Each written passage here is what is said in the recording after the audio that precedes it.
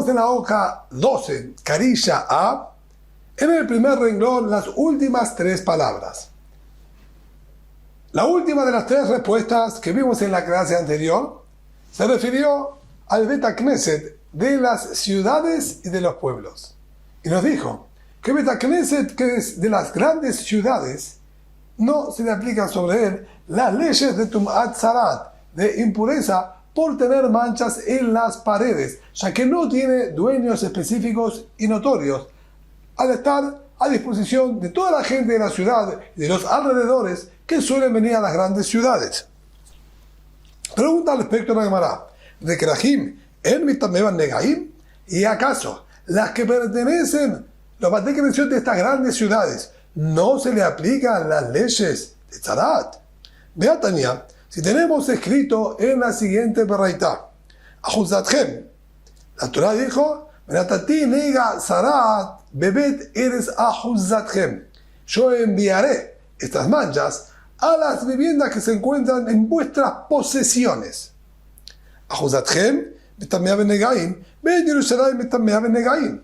Los lugares que fueron poseídos por los Yehudim y que cada uno se adueñó de su parte, allí, en esos lugares, existe el problema de Zarat, de las manchas. En cambio, no en Jerusalén, ya que de acuerdo a esta opinión, como la Gemara lo va a analizar, Jerusalén no pertenecía a nadie específico, sino era patrimonio de todo el pueblo de Israel en conjunto. Esto es lo que dice, Ahuzatchem también Benegaim, Ben Jerusalén también Benegaim. Amar Rabbi Yehuda, dijo Rabbi Yehuda, Ani lo shamati ela makom mikdash bilvad. Yo, dijo Rabbi Yehuda, lo único que escuché que está exento de las leyes de Zarat es el lugar del Bet HaMikdash. Pero en toda la ciudad de Jerusalén, en cada vivienda de Jerusalén se puede aplicar perfectamente esta regla. Y si salen manchas en las viviendas de Jerusalén, se purifica. Batei Knesset u Batei Midrashot también Benegaim. Vemos claramente en las palabras de Rabbi Yehuda que solo el Bet HaMikdash quedaba exento de estas leyes.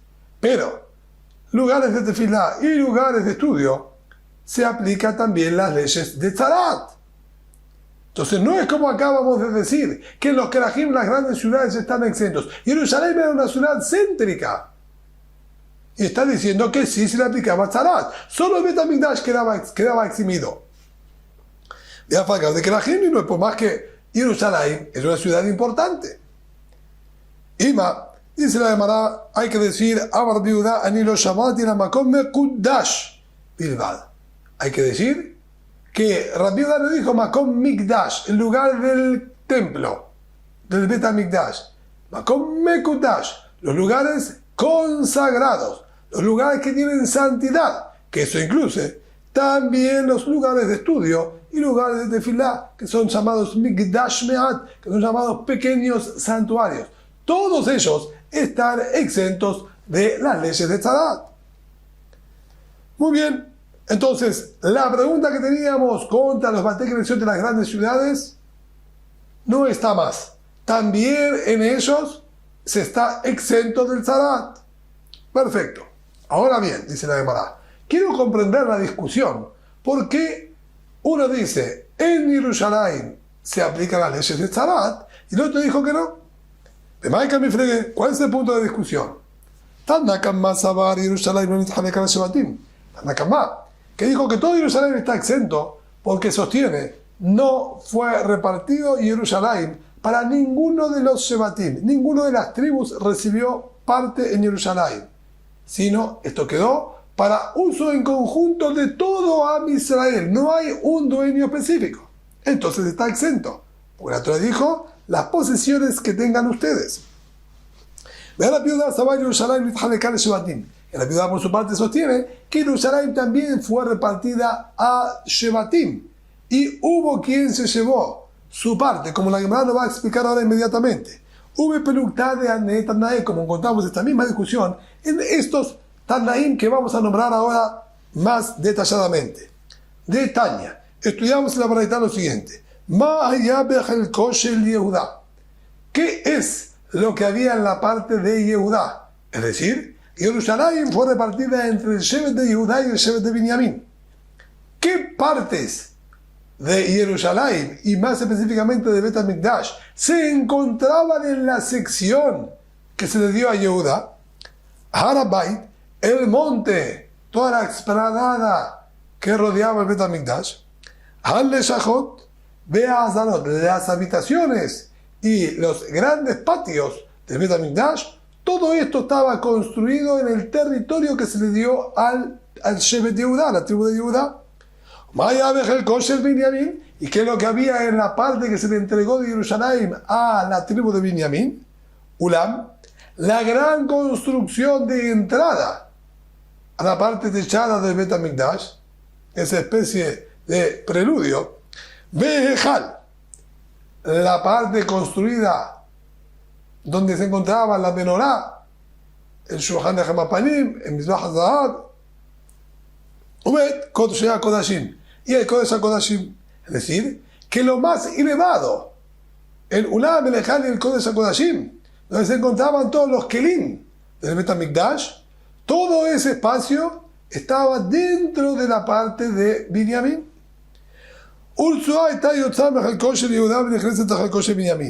Ahora, hasta donde nosotros llegamos a describir la parte de Yehudá, él tenía las habitaciones de Bet HaMikdash y los patios. Y Binyamin tenía la parte edificada central del Bet HaMikdash. Entre esas dos se encontraba el Mizbeach. ¿Cómo estaba distribuido? De la manera que fue nombrado aquí, queda en el medio entre los dos. Dice la Gemara. Urtzua הייתה יוצאה מחלקו של יהודה ונכנסת לחלקו של בנימין. Había como una especie de franja que se extendía de la parte de Yehudá y se introducía dentro de la de Binyamin. Y ahí, en este espacio que estamos hablando, se encontraba construido exactamente el Mizbeach. Binyamin, nuestro patriarca, el hijo de Jacob Avinu, él vio proféticamente que el Bet HaMikdash iba a estar en su parte y que Yehudá iba a tener la parte de al lado. Y ya se estaba remordiendo porque él vio proféticamente que Yehudá estaba llevándose la parte del Mizbeach. Shenemar, Jofé Farab Kolayom, que él estaba como que rascándose constantemente por la angustia de que él estaba deseoso de tener el Mizbeach en su parte y no lo lograba. Fijas, por eso, esas ansias y ganas que él tenía, Boreolam terminó recompensándolo, que el Kodesh HaKodashim quede en su parte, ya que, si bien él sabía que iba a tener ese lado, el lado occidental del Bet HaMikdash, perfectamente podría Boreolam haber destinado el Kodesh HaKodashim en el lado oriental. Esto pasó, continúa. Jofé Farab Kolayom, el deseoso constantemente de conseguirlo, y por eso entre sus hombros Boreolam puso su Shejinah. Nos dice la Gemara. Entonces, vemos aquí claramente que este Taná estudia que la ciudad de Jerusalén sí fue repartida entre los Shevatim. Tienen dueños específicos y por lo tanto se aplican las leyes de Tzarat. En cambio, el Taná que vamos a nombrar ahora sostiene que no fue repartida a los Shevatim. Detaña, como está escrito en la Tosefta, en Maskerim Batim de Jerusalén no se pueden alquilar las viviendas en Jerusalén a otras personas. O sea que no les pertenece. El que está viviendo en alguna casa en Jerusalén es porque se le permitió y accedieron, no porque le pertenezca.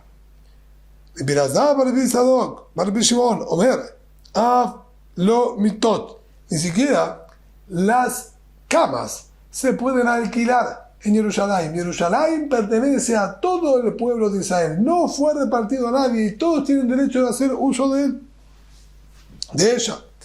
¿Te fijas? Por lo tanto, Orot Kodashim, Baaleos Pesachim Notlin Otam Bezeroa. ¿De acuerdo a esta explicación? Que no le pertenece a nadie. Los anfitriones, en Pesach, Shavuot y Sukkot, que todos los Yehudim hacían la aliyá masiva, hacían el peregrinaje masivo hacia el Bet HaMikdash y traían sus korbanot, debían pernoctar en Jerusalén. Ellos hacían uso de todas las viviendas que estaban en Jerusalén. Los anfitriones que los recibían no se llaman y no son considerados como anfitriones, o sea que, como acabamos de nombrar, no les pertenece a ellos, es de todos y todos tienen derecho a utilizarlo. Por lo tanto, los cueros que ellos se llevaban de los distintos korbanot que trajeron todos aquellos que vinieron a visitar, no les correspondía. Ellos los llevaban a la fuerza, como una especie de regalo por el servicio que les dieron, pero no es correcto, porque no les pertenece. Esto es lo que está diciendo, que Baaleos Pesachim, aquellos que funcionaban como anfitriones, Notlin o también los llevaban a la fuerza de los dueños. Abayé. Sin embargo, dijo Abayé, podemos aprender de esta baraitá, que dijo que se llevaban los cueros a la fuerza, que Ola Har'a, que la conducta normal y consciente de una persona sana y educada es de Mishbak Inish Kulfa o Mashka de Ushpide, es dejarle un cántaro y el cuero del animal al anfitrión. Ya que si ellos lo llevaban a la fuerza, quiere decir que ellos sentían que le corresponde que los den a modo de agradecimiento. En este caso no correspondía porque no son los dueños originales, pero quiere decir que quien es dueño original siente esa necesidad. Por lo tanto, debemos nosotros obrar de esa manera y llevar un obsequio a quien nos recibe y nos agasaja en su vivienda. Y volviendo al tema anterior, Bedekfarim, Mimitame Benegaim, ¿acaso los Batei Knesset de los pueblos, al ser que podemos distinguir a sus dueños porque son pocos, realmente se aplican las leyes de Tzarat si salen las manchas, porque lo vemos como una casa en sociedad? De Atanya, si tenemos estudiado una braita, la Ahuzá, Pasuk dijo, para pertenencia de ustedes, hasta que la tengan conquistada la tierra de Israel y les pertenezca. Y si ya la conquistaron pero todavía no la dividieron ni repartieron, lógico a la Shevatim, no repartieron entre los Shevatim, entre las tribus, o Jalkula Shevatim, los Jalkula Metabot, o la repartieron ya en las distintas tribus, pero ahora dentro de cada tribu hay que hacer una nueva división para repartir a las distintas familias. Jalkula Metabot, ven con la Hamakirechero, y si ya hicieron la división de entre las familias, pero no se les adjudicó cuál es la que le corresponde a cada uno, es posible que si aparecen manchas todavía se aplique la ley de Tzarat. Ven con el Hamakir Chulo Melaita Buromar, Uba Sherlo Abait. Va a venir a quien de él sea su vivienda. Que sea específica para él. Que sepamos, esta es la vivienda de fulano. Y hasta el Shem Yohadimlo. Quedarían exentos todos estos casos que nombramos, que no son destinados para él, no son específicos de él. Y lo mismo entonces se tiene que aplicar en el Bet HaKnesset, ya que no es específico para él y no podemos determinar a alguien puntual al que le pertenezca. Entonces también en los Batei Knesset de los pueblos tendría que estar exento de las leyes de Tzarat. En la Jofartá que de Salir Médica, si no dice en ese aspecto tienes razón. La respuesta última que vimos en la clase anterior, que había contradicción. En una braita, Bet HaKnesset tiene leyes de Tzarat, en otra braita dice que no tiene leyes de Tzarat. La respuesta que dijimos, aquí Bet HaKnesset de grandes ciudades, aquí Bet HaKnesset de pueblos, no es así. Esa respuesta no es válida. Ambos están exentos. Si no, debemos volver a la respuesta original que nosotros dijimos. Aquí está hablando de un Bet HaKnesset donde hay vivienda para el encargado, Y por eso se aplican las leyes de Tzaraat. Y aquí en un Beit HaKnesset, donde no hay vivienda para el encargado, y está entonces libre de las leyes de Tzaraat. Ahora sí, vamos a seguir analizando la Mishnah nuestra inicial, al comienzo de nuestro Masejet en Daf Bet Amud Aleph. Allí dijimos que además de haberlo aislado al Kohen Gadol durante 7 días, etc., Matkinim lo Kohen Aher. Preparamos, dijimos, otro Kohen. Ya vimos anteriormente que preparamos otro Kohen por si le pasa algo al Kohen Gadol oficial. Quería decir que lo teníamos preparado con las ropas que corresponden para funcionar como Kohen Gadol a su medida. Y de acuerdo a otros, incluso tenía que ser aislado. Ahora, nos dice la Gemara, Peshita, esto es algo sencillo. Iramo Pesul, Kodem, también se llama. Si al Kohen Gadol oficial en Yom Kippur le surgió algún inconveniente, algo que lo invalida, antes de empezar con el servicio, antes de siquiera traer la primera ofrenda, el primer korban, que era el Tamid Shel Shahar, la ofrenda matutina, antes de traerlo ya se descalificó. Dejan el gino top también Shel Shahar. Es sencillo que al Kohen suplente, que lo tenemos por justamente por este accidente, él tiene que iniciarse ahora como Kohen Gadol. Él hasta este momento nunca actuó y sirvió como Kohen Gadol. Entonces, la situación aquí es fácil de solucionar, ya que lo vestimos con las ropas de Kohen Gadol y va a realizar el Tamid Shel Shahar, la ofrenda matutina. El solo hecho de vestirlo con las 8 ropas y atuendos exclusivos del Kohen Gadol, eso mismo le da a él la altura y el estatus de Kohen Gadol al vestírselas y realizar una abodá con esas vestimentas. El Airamo Pesul Ahar Tamid Shel Shahar. El inconveniente es, si luego de hacer el Tamid Shel Shahar, la ofrenda vespertina, el Kohen Gadol original, el oficial, quedó descalificado. Lo que continuaba aquí en la abodá era seguir trabajando con las 4 prendas blancas de lino que corresponden a la abodá de Yom Kippur, al servicio en sí mismo de Yom Kippur. Entonces nosotros ahora llamamos al Kohen suplente. Este Kohen suplente que tiene que obrar y oficiar como Kohen Gadol, ¿de qué manera se consagra como Kohen Gadol? Aquí ahora no le podemos vestir las 8 ropas y que sirvan el Beit HaMikdash con esas ropas, ya que la abodá que tiene que hacer corresponde a hacerla con 4 ropas de lino blanco, que son ropas como visten cualquier Kohen durante todo el año. ¿Cómo se inaugura como Kohen Gadol? Dijo la Barabara, va Abnet, con el cinto que vestía sobre su cuerpo. ¿Por qué? Aníga le mandaba la Abneto, Shel Kohen Gadol, Zehu Abneto Shel Kohen Idiot. Está bien, para aquella opinión que dice que el cinturón que vestía el Kohen Gadol y el cinturón que utilizaba el Kohen Idiot, el Kohen normal, es exactamente el mismo. ¿Qué quiere decir? Durante todo el año, el cinturón que utilizaban, si bien las ropas eran de lino blanco, el cinturón estaba compuesto de shatenes, de lana y lino, autorizado por la Torá. Entonces, si la vestimenta del Kohen Gadol usaba el cinturón que es de lana y lino, y también los Kohanim durante todo el año usaban cinturón de lana y lino, entonces, nosotros aquí podemos notar perfectamente la distinción, ya que el Kohen Idiot, durante el año, usaba los Mijnasai, aquella especie de bombachón de lino, túnica de lino, sombrero de lino y un cinturón, la cuarta ropa, un cinturón de lana y lino.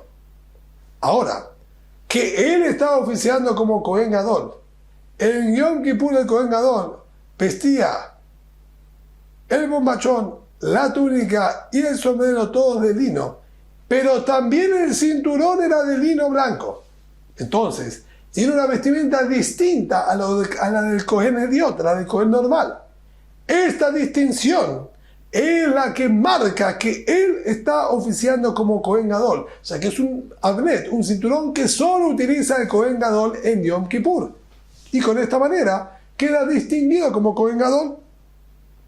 El almaneam abnetosh el Cohen Gadol, los zeu abnetosh el Cohen Ediot. Pero para quien dice que el abnet, el cinturón del Cohen Gadol, no era el mismo del Cohen Ediot, sino el abnet del Cohen Gadol durante todo el año era de lana y lino. Y del Cohen Ediot y del Cohen normal era solamente de lino. Entonces, durante el año era distinto el cinturón del Cohen Gadol al del Cohen Ediot, al del Cohen normal. En Yom Kippur, el Cohen Gadol utiliza todo de lino, similar a lo que usaban los Kohanim durante todo el año. Entonces ahora no vamos a notar ninguna diferencia. Él va a estar vestido como cualquier Cohen Ediot en Yom Kippur. Entonces, ¿cómo lo distinguimos y lo realzamos para iniciarse como Cohen Gadol? ¿Qué tenemos para decir de acuerdo a esta opinión? Le vamos a vestir las 8 ropas del Cohen Gadol, y si bien con esas ropas y atuendos no puede realizar ahora el servicio de Yom Kippur, le vamos a pedir que suba al Mizbeach, que tome un gran tenedor, un tridente, y que remueva un poco las brasas para quemar el Korban. ¿Por qué? Como enseñó Rabuná, de amar Rabuná, Zar Shapach enseñó la Hayamita. Rabuná nos enseñó, si una persona ajena a la Keuná toma el tridente y remueve un poco las brasas de la fogata del Bet HaMikdash para la quema de los korbanot, es considerado una abodá, es considerado eso como un servicio en el Bet HaMikdash, ya que el quemar los korbanot es un servicio, el acelerar el quemado también es un servicio, y por lo tanto, si es un ajeno, estaría hayam mitad. Entonces, nosotros le podemos dar esta abodá ahora al Cohen Gadol, que no necesita las ropas específicas de Yom Kippur, se viste las 8 ropas del Cohen Gadol, y realiza esta abodá sencilla, pero al hacer una abodá con las ropas del Cohen Gadol, quedó inaugurado y realzado como Cohen Gadol. Y última respuesta, Ra papá amar, abodato mejanejato. La abodá, el servicio en sí mismo que corresponde a Yom Kippur, por más que de acuerdo a sus vestimentas no hay nada que lo distinga, la abodá, el servicio específico que está haciendo, que solamente corresponde al Cohen Gadol y no hay otro que pueda hacerlo, eso mismo lo transforma en Cohen Gadol y lo realza. Milotani, ¿acaso no estudiamos similar a esto? Kola kelim she'asa Moshe, Meshihatan Mekadeshatan. Todos los utensilios que fabricó Moshe Rabbenu en el Midbar, en el desierto, para el Mishkan, se hicieron Kedoshim, quedaron consagrados a través de la unción del Shem la Mishkan, de este aceite tan especial. Mikan Baelach, Abodatan Mechanejatan. Y aquí el más, luego de la época de Moshe Rabbenu, todos los nuevos kelim, los nuevos utensilios que se prepararon, se hicieron, se consagraron a través del uso que se les dio. El uso mismo para recibir la sangre, por ejemplo, si era un mizrak, esa recepción de la sangre lo consagraba como kilisharet. Ajenamé, abodato, mejanejato. Acá también. Lo mismo decimos con el Cohen Gadol. Si no tiene las ropas, porque no corresponde, la abodá, el servicio en sí mismo, lo transforma en Cohen Gadol.